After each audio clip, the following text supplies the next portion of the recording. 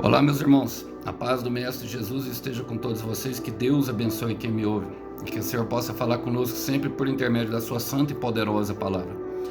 Hoje o texto para a nossa breve reflexão encontra-se no livro do profeta Zacarias. A nossa conversa começa ali no versículo 1, vamos lá? Diz assim: Então o anjo que falava comigo voltou e me despertou como se eu estivesse estado dormindo. O que você vê agora?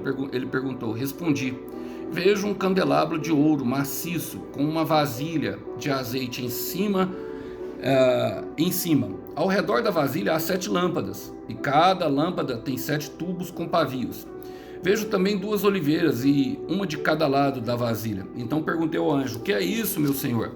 Você não sabe? Perguntou o anjo. Não, meu senhor, respondi. Então ele me disse: Assim diz o Senhor a Zorobabel: Não por força nem por violência, mas pelo meu espírito, diz o Senhor dos exércitos. Glória a Deus.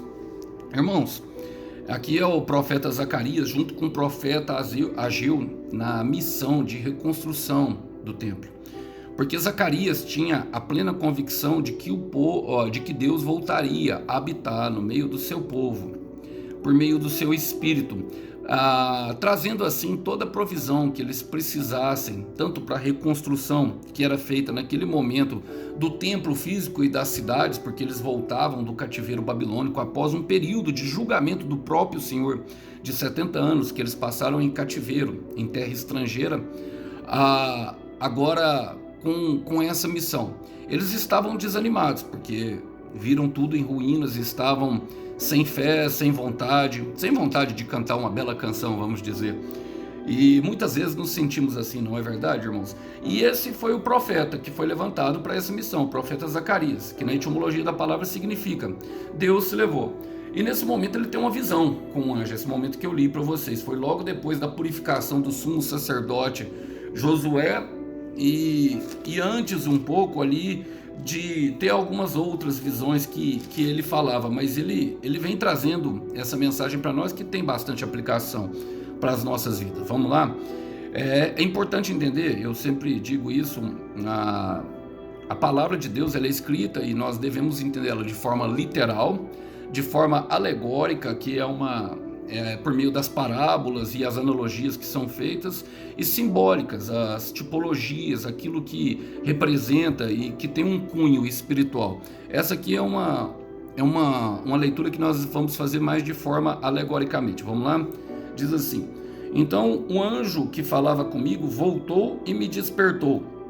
É tão difícil, né, irmãos, quando nós estamos conversando com alguém e parece que a pessoa está dormindo. Foi o que ele falou, como se eu estivesse dormindo. E às vezes a pessoa nem está dormindo, mas muitas vezes aconteceu isso comigo. Parece que você vai para um outro mundo, você flutua nos pensamentos. Os pensamentos estão dominando a nossa mente. Esse era o caso ali do profeta Zacarias. E não é porque ele é profeta que não acontece isso. Isso acontece com todos, irmãos. Um homem como nós, eu gosto de Tiago, capítulo 5, versículo 17 de 8, fala assim, versículo 17, fala assim: Elias era um homem semelhante como nós, sujeito a nós mesmos, sentimentos, e orou com instância para que não chovesse sobre a terra, e por 3 anos e 6 meses não choveu, e orou de novo, e o céu deu chuva, e fez germinar seus futuros. Eu gosto da ideia de Tiago nesse momento, porque Tiago, ele exorta, né? Na verdade ele exorta não, ele chama a atenção no sentido assim, porque Elias era o pai dos profetas, talvez o profeta mais importante que pisou, tanto que ele representa os profetas. Moisés, apesar de ser profeta, ele representa a lei, representa a libertação do povo do Egito, mas Elias, ele tem um papel bastante importante naquilo que se refere à palavra de Deus, tanto que foi Elias e Moisés que se encontrou com Jesus no Monte da Transfiguração. Mas o que ele chama atenção? Ele fala que ele é um homem sujeito às mesmas paixões, é o que ele fala, semelhante a nós, sujeito aos mesmos sentimentos. Ou seja, Elias, ele teve medo, se escondeu na caverna logo depois de lutar, entrou em depressão. Elias, ele sentiu vontade de parar, mas o que manteve ele firme? É o que Tiago fala na próxima colocação. Orou e parou de chover 3 anos. Orou novamente e veio a chover depois de 3 anos e meio, ou seja, é orar. a oração que nos mantém conectados àquilo que nós precisamos, a fonte de força, que é o nosso próprio Deus. Irmãos, e em muitos casos, vai ser aqui como o profeta Zacarias, como se eu estivesse dormindo. E dormindo fala de um sono, de um cansaço. Irmãos, normalmente nós pecamos quando nós não paramos para descansar. Quando nós queremos fazer com o nosso próprio braço. O cansaço fala muito de uma arrogância humana. E eu falo aqui uma arrogância não no sentido de se sentir superior, mas no sentido de querer fazer tudo da sua forma, querer fazer com os próprios braços, do próprio jeito. E o Senhor, Ele quer que nós tenhamos dependência nele, como se estivesse dormindo. Jonas quis fazer da própria forma. Ele viajou para Tarsis. A palavra fala que ele dormiu profundamente no porão do navio. E por isso lhe sobreveio uma tempestade. Quantos ventos desnecessários enfrentamos pelo nosso sono, pelo nosso cansaço, porque pecamos contra Deus, não por parar para pecar, não por parar para descansar, mas porque, sabe, a vontade até de avançar é grande, a vontade de viver aquilo que Deus nos prometeu, e começamos a dar um jeitinho com os nossos próprios braços. Mas a nossa guerra, ela é espiritual. A nossa guerra, ela não se dá nesse plano, ela se dá no âmbito do espírito. E Paulo fala em 2 Coríntios capítulo 10, versículo 14, versículo 4, que as nossas armas, elas não são carnais, mas espirituais e poderosas em Deus para derrubar as fortalezas que se foram construídas com altivez. Devemos perceber isso e manter a nossa obediência fiel a Cristo, irmãos. E isso exigirá relacionamento. E é o que o anjo chama. O anjo chama e pergunta, fala assim: o que você vê agora? E a visão é a nossa fé, é aquilo que nós esperamos. Hebreus 11:1 é o firme fundamento daquilo que não vemos, mas esperamos. Ele está tendo uma visão espiritual. Olha o que ele fala: vejo um candelabro de ouro maciço. Irmãos, o candelabro em Apocalipse 1:20, ela representa a igreja. O ouro maciço representa a santidade e a pureza de Deus. Ela traz a luz da revelação. Perceba que o candelabro ele era responsável por quê? Para carregar, aqui fala de 7 tubos com pavios, as lâmpadas, mas isso eram as velas, eles ficavam em cima.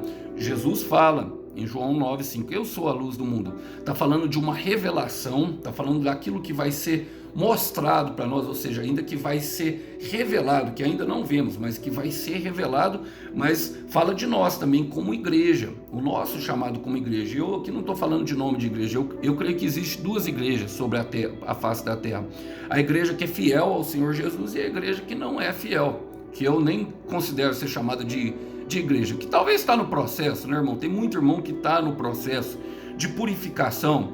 Tem muito irmão que era ladrão e já não é mais. Tem muito irmão como eu que era um drogado e já não é mais. Tem muito irmão que era fofoqueiro e já não é mais. Eu sei, tem alguns que estão no processo ainda não conseguem conter a língua, né? Mas estão no processo, irmão. E nós devemos ter paciência. A palavra fala desse candelabro justamente em Apocalipse 1:20. O Senhor Jesus dá uma revelação a João. Ele fala: este é o significado do mistério das 7 estrelas que você viu em minha mão direita e dos 7 candelabros de ouro. As 7 estrelas são os anjos das 7 igrejas e os 7 candelabros são as 7 igrejas. Perceba que a relação entre o mensageiro e as igrejas são profundas. O anjo fala do mensageiro, daquele que traz a mensagem. E ele fala justamente, olha como ele chama, 7 estrelas da manhã. Ou seja, é através da mensagem que o mensageiro carrega que vai trazer o amanhecer à nossa vida. Muitas vezes andamos em trevas, mas aquela mensagem ela é poderosa para clarear a nossa mente. Aquela mensagem é poderosa para trazer luz à nossa vida. E olha, entre esses candelabros tinha fala aqui que tinha com uma vasilha de azeite em cima. E essa parte de cima, que fala em cima, fala justamente do Espírito Santo de Deus, irmãos. É o Espírito Santo que é responsável para que a palavra produza vida em nós. Agora, me chama muita atenção justamente a questão eu quero voltar aqui ao mensageiro dormindo, porque muitas vezes nós, mensageiros, irmãos, e eu falo de todos que carregam a palavra de Deus, são mensageiros em potenciais. Eu gosto da frase de Augustinho que fala: pregue a palavra, se necessário, use as palavras. Por quê? Porque é muito mais com atitude que nós pregamos. Eu quero ler com vocês aqui uma questão de que Jesus combatia bastante, que era a questão dos fariseus. Está em Mateus capítulo 23, versículo 4, ele fala: atam fardos pesados e difíceis de carregar, e põem sobre os ombros dos homens, entretanto eles mesmos nem com o dedo querem movê-lo. Eu gosto de uma frase de um evangelista, na verdade um pensador cristão, Francis Schaeffer. Ele afirmou certa vez: a ortodoxia bíblica sem compaixão é uma das mais desagradáveis praticadas sobre a face da terra. O que ele está falando? Que o ensino cristão, sem a prática dela, não ajuda em nada, irmãos. A verdade é que entregar a palavra, entregar a palavra e não acompanhar as pessoas, não ajudar as pessoas nas dificuldades, nas fraquezas delas, ou seja, para apenas num sentido de dominá-las, não ajuda em nada e torna desagradável a vida daquele que ouve a palavra. Logicamente nós somos chamados a exortar, chamados ao arrependimento, somos chamados a pregar sobre as promessas. O cordeiro, a mensagem do cordeiro, da palavra, como diz em Êxodo, tem que ser dada de forma completa. Mas é necessário que haja um acompanhamento diário, porque aqueles fariseus, eles tinham, acreditam os estudiosos, que eles tinham uma lista de 630 regras, que a maioria delas eles nem cumpriam. Mas o peso de tal quantidade de regras, o que acontece sobre as pessoas? As pessoas vão ficando desanimadas. Creem que fala do legalismo, que se torna impossível cumprir aquela quantidade de regras justamente pela dificuldade. E acabam acreditando que se relacionar com Deus é para um grupo específico de pessoas que pode vir cumprir aquela quantidade de regras. E não é, não é pela quantidade de regras, tanto que ele vai falar no final. E por que eu creio que o mensageiro estava dormindo? Justamente aqui a mensagem de dormência era justamente pelo cansaço de querer fazer a obra, às vezes com o próprio braço. E e eu vou ler no final, um dos nomes do Espírito Santo no grego é o Paracleto, que é o encorajador. E ele anda pessoalmente conosco. E olha só, ele fala assim: quando ele desperta, então quando ele desperta, ele vê também duas oliveiras. As oliveiras falam justamente um de cada lado do outro. Aqui as oliveiras falam do reinado e do sacerdócio. Em Apocalipse 1,16 fala que nós somos feitos reis e sacerdotes e que o véu se rasgou, que nós temos acesso direto ao trono de Deus. Aqui era representado pelo profeta, pelo sumo sacerdote Josué, e o sumo sacerdote ele tinha justamente esse propósito, que era levar as orações do povo de Deus a Deus. Ou seja, ele participava com o intermediário. Hoje nós não precisamos mais, nós temos acesso ao trono. E o reinado fala de poder, ele fala de Zorobabel, com um prumo na mão, medindo, começando a obra, não desprezais o pequeno começo, ou seja, aqueles que executariam a obra. Hoje nós somos responsáveis, meus irmãos, por cada um nós somos responsáveis. Nós não precisamos, de um pastor, de um apóstolo, de um bispo, de um presbítero ficar orando por nós. Nós podemos, ir para dentro do secreto. Muitas vezes nós víamos Jesus tirando o povo do meio da multidão com esse intuito de ter um a sós com ele. Mateus 6,6 fala do secreto, e é disso que essa palavra se trata. Por quê? Porque em Levítico capítulo 6, no versículo 12, fala assim, mantenha o fogo do altar sempre aceso. E o que o fogo do altar precisava para estar aceso? Ele precisava do candelabro, que era a igreja, que colocava a luz em cima. A luz representa aqui Jesus Cristo. O candelabro maciço e revestido de ouro fala da armadura de Deus, tudo aquilo que nós encontramos em Efésios 6,10, a santidade e a pureza que vem do nosso Deus, que nós conseguimos em oração por meio do arrependimento. Fala também da presença do Espírito Santo, que nos conduz e nos guia conforme a palavra. E também fala justamente também desse reinado, dessa ação que nós temos que ter como autoridade de rei, que nós podemos pedir para que expulse todo mal de nós e da nossa família e levar daqueles que ainda não conseguem orar, mas sabe, acompanhar eles na verdade com a exortação, mas também ajudá-los com a prática da verdade. Essa é o que a palavra está. Então ele vem perguntando no versículo 4, então perguntei ao anjo, o que é isto, meu senhor? Ele teve dúvida da visão que ele teve, ele não sabia identificar. E isso é normal, isso vai acontecer durante alguns períodos da nossa caminhada, períodos de incredulidade, períodos de cansaço. Irmãos, Elias, homem sujeito como nós. E o anjo pergunta, você não sabe? Respondeu o anjo, não, meu senhor, respondi. Ele confessou a verdade. Irmãos, falar que não sabe não é vergonha. Falar que não sabe não tem problema nenhum. O problema é a gente pensar que sabe fazer as coisas e fazer de maneira errada, e termos que voltar lá atrás para ter que fazer novamente. É necessário que nós nos coloquemos diante. Tem algum mensageiro perto de você? Tem algum anjo do Senhor que o Senhor colocou perto de você? Todos nós precisamos, irmãos. Todos nós precisamos. O irmão Alisson tem pessoas que acompanham ele, a qual ele se aconselha, ele tira dúvidas, sabe? Que sempre pede uma palavra, algo, sabe? Porque eu também sou homem sujeito como vocês. Então, muitas vezes vai ser necessário, independente do estágio da caminhada que você esteja. Então ele me disse, assim diz o Senhor a Zorobabel, nem por força nem por poder, ou seja, nem por força nem por violência, mas pelo meu espírito, diz o Senhor dos Exércitos. Isso era o que aqueles fariseus queriam fazer muitas vezes. Eles queriam justamente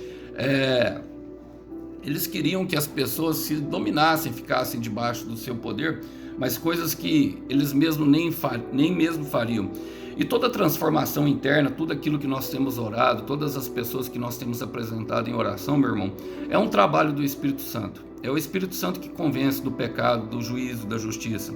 É o Espírito Santo, como diz em 1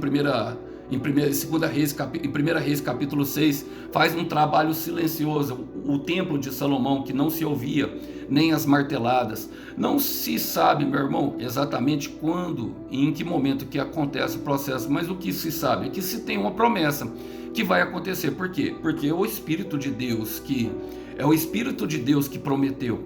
É uma obra de Deus. É uma obra que está sendo feita. Ele nos chama a trabalhar com Ele, irmãos. Mas não é nós que devemos fazer o trabalho. Se nós tentarmos convencermos as pessoas do pecado, do juízo e da justiça, nós vamos nos cansar.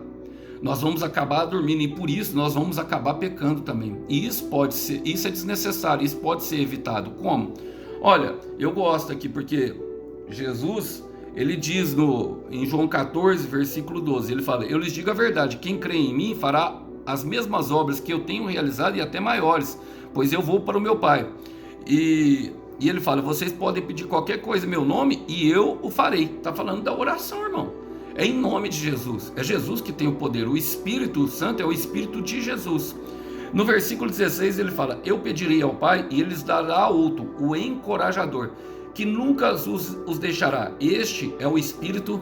Ele é o Espírito da verdade, é o que nos conduz em verdade e também aos alvos da nossa oração, meus irmãos. A nossa verdade às vezes pode ser diferente. Quando eu prego uma palavra, eu sei que muitas pessoas ouvem de acordo com as suas vivências particulares, de acordo com aquilo que elas passaram. Então é necessário que nós entendamos isso, porque quem vai encorajar a fazer o que é certo e a verdade é justamente o Espírito Santo. Ele fala que o mundo não o vê, mas que nós o conhecemos, que ele testifica dentro do nosso coração. E ele fala que agora ele habita com nós, mas depois em nós. E está falando justamente da plenitude do Espírito, depois de todo o processo findado, de toda a obra de reconstrução do templo, irmão.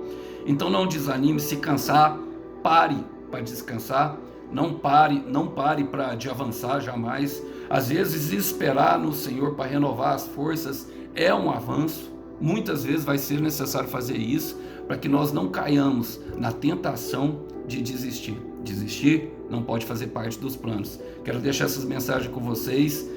Lembrando, Eu gosto sempre de lembrar, o Cordeiro tem sim uma recompensa, irmão. E o nosso sacrifício não é o sacrifício que ele fez da cruz, é justamente esse, de se manter conectado com ele, como reis e sacerdote, intercedendo por nós, intercedendo pela nossa casa, intercedendo pela nossa vida, intercedendo pela salvação daqueles porque esse é o objeto, o propósito final do Evangelho, o propósito principal, a salvação de todos. E foi por isso que nós fomos parar no deserto, para que houvesse salvação. Então o Cordeiro tem uma recompensa pelo teu sacrifício de se manter conectado a Ele, obedecendo, às vezes se calando, às vezes perdoando. Ele tem uma recompensa pelo teu sacrifício. Fiquem os irmãos com a paz do Mestre. Até uma próxima mensagem. Tchau, tchau.